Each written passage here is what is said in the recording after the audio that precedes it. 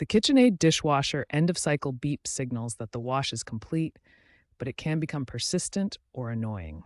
The most common cause is an incomplete cycle, which can result from issues like clogged filters, low water pressure, or door latch problems. Start by pressing Cancel or Start to reset the dishwasher and noting any error codes displayed in order to move forward with the correct troubleshooting method. Check and clean the filters, make sure the door latches securely, and consult your user manual for model-specific advice.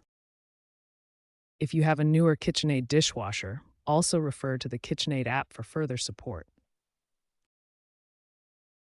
To mute the beep on older KitchenAid models, hold the heated dry or high temp wash button for 3 to 5 seconds. Newer smart models feature touchscreen controls or app integration for adjustable volume settings.